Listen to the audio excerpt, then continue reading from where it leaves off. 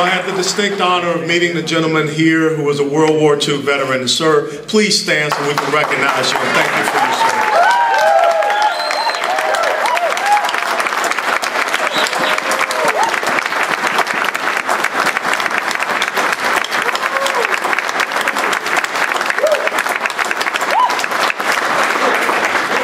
Someone asked me, why aren't you speaking over in the big ballroom? Yeah. Standing here speaking before a man that's a member of the greatest generation is far more important than standing in that ballroom. And sir, I want to thank you because you represent that generation that my father served in World War II as well. And there are Vietnam veterans that are here. You guys represent the generation that my older brother served in. There are gentlemen that are here and women that are here from Iraq and Afghanistan. That's the generation that I served in. And in January of this year, I had the incredible opportunity to stand there for my nephew who went from Captain West to Major West at Fort Leavenworth.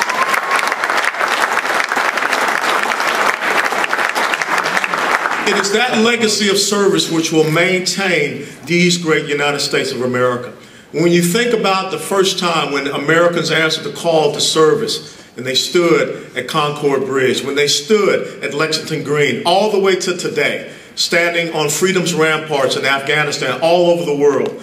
And it's so important that we have people that will not turn their backs on those men and women who are out there willing to give the last full measure of devotion, just the same as President Abraham Lincoln talked about at Gettysburg. Amen.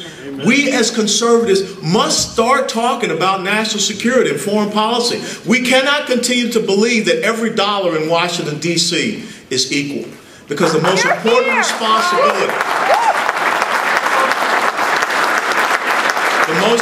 responsibility of the federal government is to provide for the common defense. And if you read the preamble of the Constitution, it says promote the general welfare. We have people in Washington, D.C., such as the president, that believe that you're supposed to provide the general welfare. And they only talk about the common defense. But if you think about what just happened a week ago when the Secretary of Defense, who now I see as the Secretary of Appeasement and Compromise and Surrender, stood and talked about decimating our military capability. It was only 3 or 4 days later that Vladimir Putin went into the Crimea. See, when you look at what we sent men and women to do in World War II, it was because after World War I we decimated our military forces. And we had to ramp up those military forces.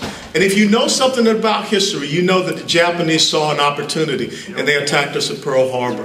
You know about the first naval engagement in Coral Sea when we lost. You know about the surrender we had to go through at Corregidor. You know about Kasserine Pass in North Africa. We suffered losses at the beginning of World War II because we were not ready. And then after World War II, what did we do to the United States military? We once again gutted it. We cut it down. And all of a sudden we found ourselves sending a very understrength unit called Task Force Smith into Korea. And Task Force Smith was decimated by the North Koreans because Task Force Smith was still using outdated bazookas against brand new Soviet-style T-34 tanks, and they bounced off them. General Douglas MacArthur, who wanted to conduct the Incheon landing, had to delay the Incheon landing because we did not have enough Marines, we did not have enough assault amphibious craft to do the Incheon landing. The world is watching, and when the world senses a weak America, you will always have those people, dictators, theocrats, autocrats, who are going to look to challenge us. And we need to have men and women that can stand up to someone who is walking around as a faux commander-in-chief and tell him that your #1 responsibility is to protect the men and women in uniform.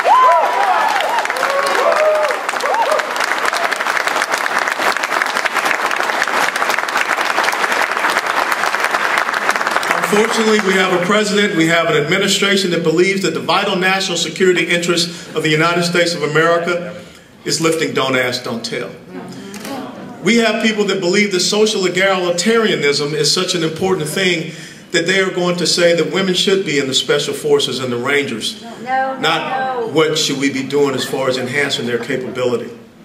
We have a president that believes that the most important thing for the United States military is to have beards, turbans, and hijabs to be worn by people in the service. But yet they will turn to our veterans and say, we're cutting your benefits, we're cutting your cost of living allowance. They will turn to military families and say, we're cutting the commissary benefits that you have. Despicable. They will turn to our men and women and say, we're going to cut you down in force strength so that those 8 and 9 combat tours of duty, they will be even more increased. Ladies and gentlemen, one of the key things we have to be as conservatives, we have to be guardians of this republic. We have to stand up and talk about the issues, talk about the policies that make sure that, first and foremost, that we have peace through strength, which is what Ronald Reagan talked about. We cannot have this appeasement and surrender mentality.